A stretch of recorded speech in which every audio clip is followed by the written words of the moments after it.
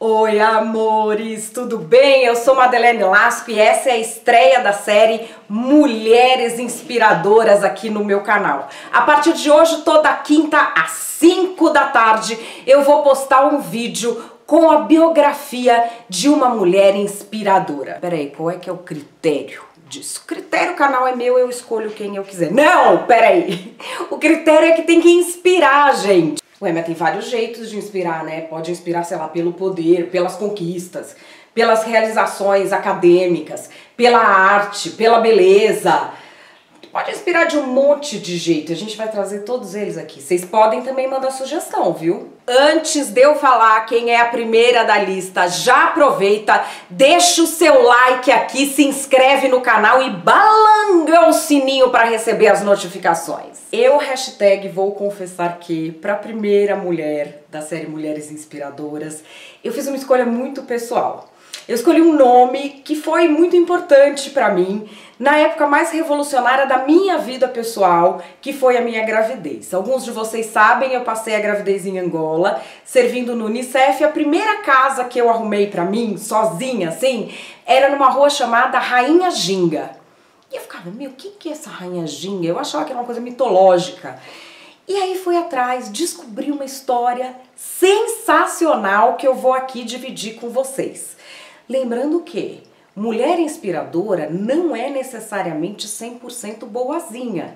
Então, algumas das mulheres que eu vou biografar aqui em vídeo, elas têm seus esqueletos no armário, a gente vai trazer aqui, mas não é por isso que elas deixam de ser menos inspiradoras para nós. Para começar com a história da Rainha Ginga, vou falar para vocês o seguinte: ela durante 40 anos empreendeu a mais longa liderança africana contra a colonização portuguesa e nunca ninguém fez nenhum retrato dela viva. O nome completo dela é Ginga Mbande Kakombe e ela era filha do Negola. O que é o Negola? É o que dá o nome ao país que hoje é Angola, mas não era o nome do território. O Negola era o chefe de tudo, era uma espécie de rei, de monarca.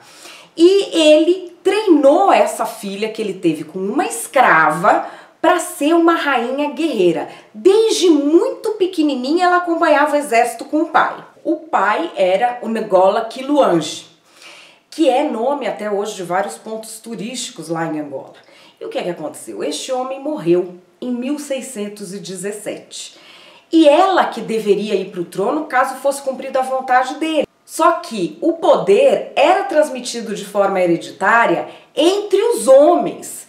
E ela também era filha de uma escrava, o que complicava todo o meio de campo. Na prática, o que aconteceu? A vontade do pai foi desrespeitada e quem assumiu o trono foi o irmão dela, o Kia. Só que não ficou tudo em paz. Os dois, que já tinham conflitos com os portugueses e com tribos vizinhas, começaram a brigar pelo poder. O que é que o irmão dela, o Kia, fez? Mandou matar o único filho da Rainha Ginga, que ainda não era rainha. Alguns anos depois é que começa a se construir esse mito em torno da Rainha Ginga, antes mesmo dela assumir o trono, que isso aconteceu só em 1623. Nesse intervalo de 5 anos, o que acontece é que os portugueses foram ganhando muito terreno em Angola. O irmão dela não conseguia compor com as tribos vizinhas para lutarem juntos contra os portugueses, então ele tinha sempre dois inimigos. E Portugal mandou um novo governador para Luanda, porque era um governo paralelo que existia aí. Ele precisava negociar com esse governador, só que a única pessoa ali na corte que tinha esse talento diplomático e que, além disso, falava fluentemente e escrevia o português e outras línguas europeias porque aprendeu com o pai, era a Rainha Ginga.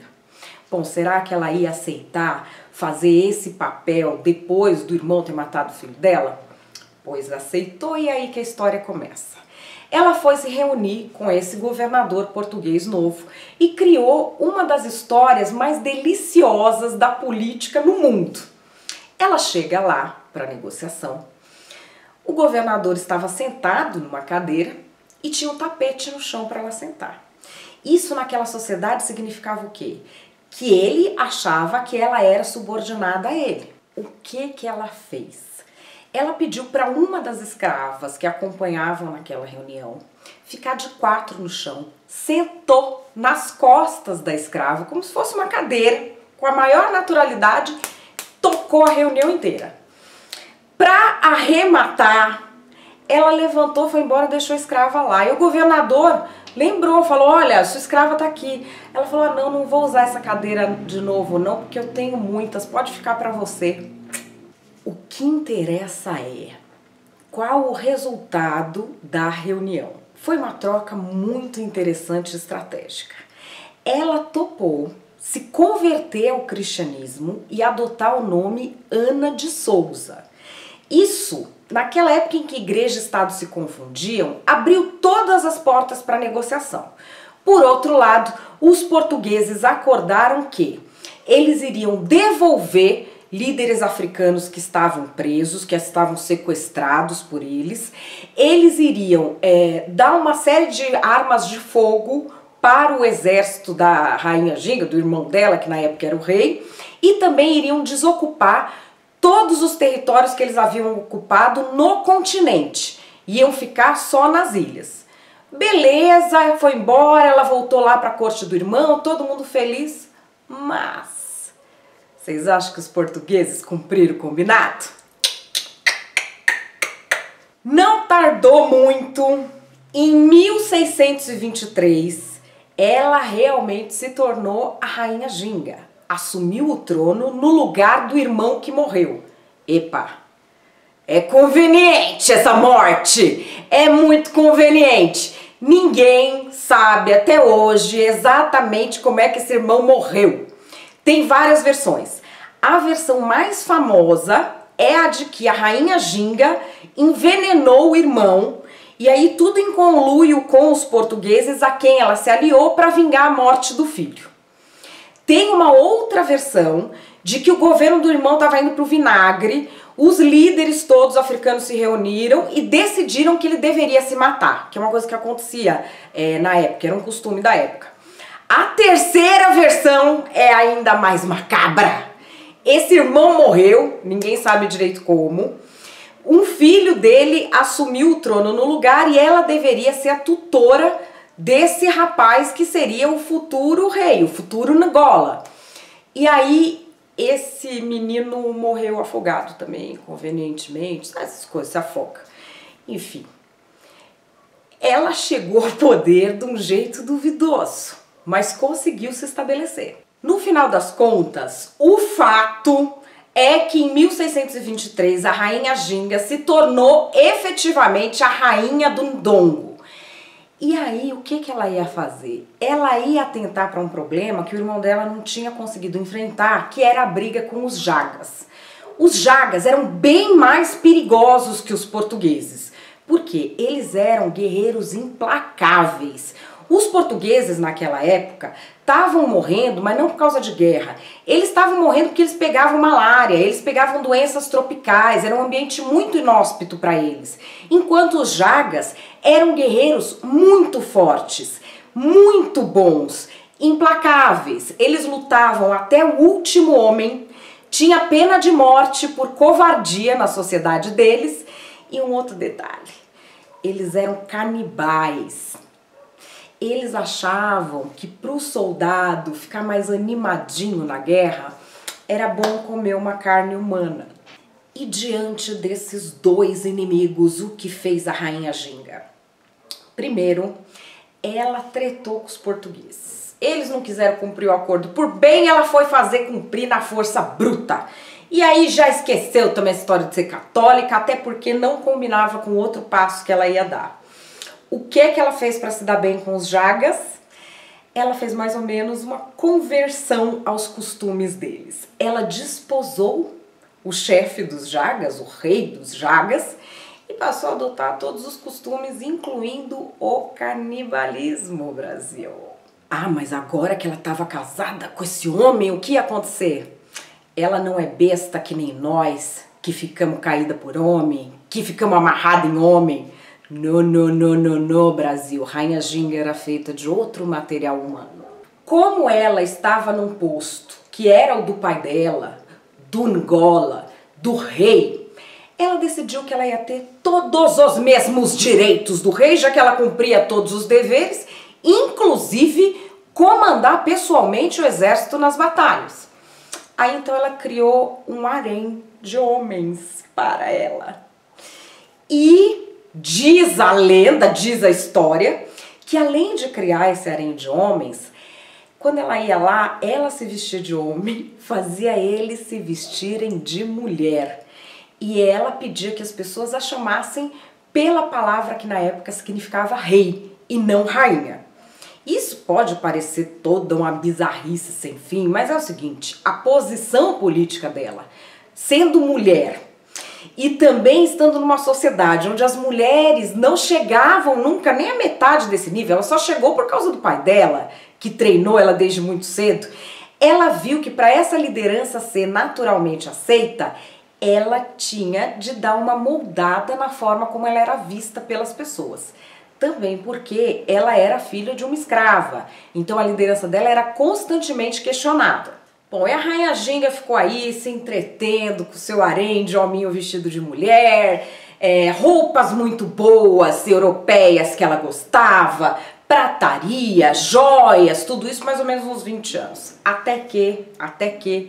Lembra aquela história dos holandeses que ocuparam Pernambuco? Eles também foram para lá, para Angola, é na mesma linha. E aí eles resolveram querer entrar em Angola. Quando isso começou a rolar, os Jagas traíram a Rainha Ginga. E aí o que é que ela fez?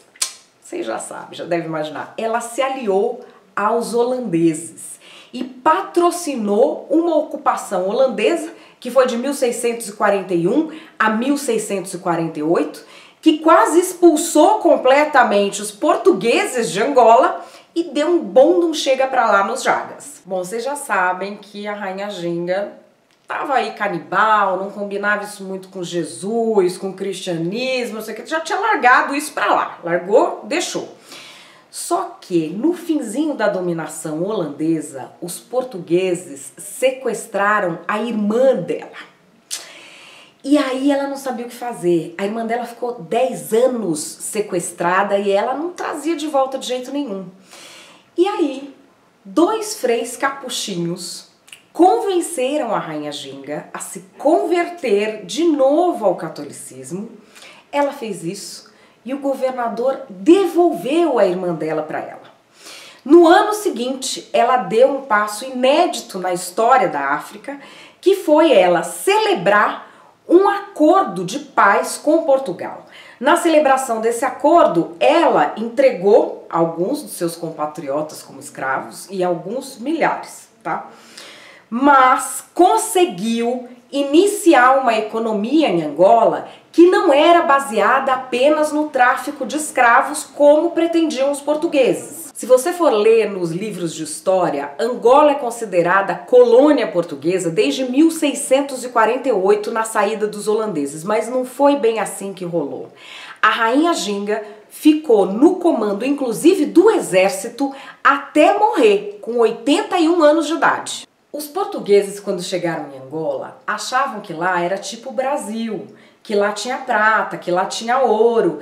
E lá tem petróleo, que naquela época não servia para coisa nenhuma, e diamante, que eles não conseguiram achar, porque naquela época não tinha todos os recursos para achar as minas de diamante da forma como elas são em Angola. Eles foram procurando prata e foram procurando chegar até o outro lado da costa africana, no Zimbábue, que lá sim tinha metais preciosos. Só que eles não conseguiram uma coisa nem outra, acabaram vendo que o lugar onde eles pensavam que tinha prata, na verdade não tinha. Aí resolveram o quê? Bom, vamos fazer um dinheiro daqui. Com o quê? Com escravidão. Foi o maior porto de escravos da história da humanidade. Muitos deles vieram para o Brasil. Depois do acordo de paz celebrado com Portugal em 1659, algo que não tinha ocorrido em nenhum lugar da África, a Rainha Ginga continuou governando seu povo, continuou à frente do seu exército e, embora tenha tido uma vida de guerras e de lutas, ela morreu completamente em paz, aos 81 anos, de causas naturais e muitíssimo admirada pelos portugueses, tanto pela excelência no comando dos exércitos, quanto pela estratégia e pela capacidade diplomática. Depois que a rainha Ginga morreu, 7.000 soldados do exército dela foram enviados ao Brasil como escravos, e são os nossos ancestrais.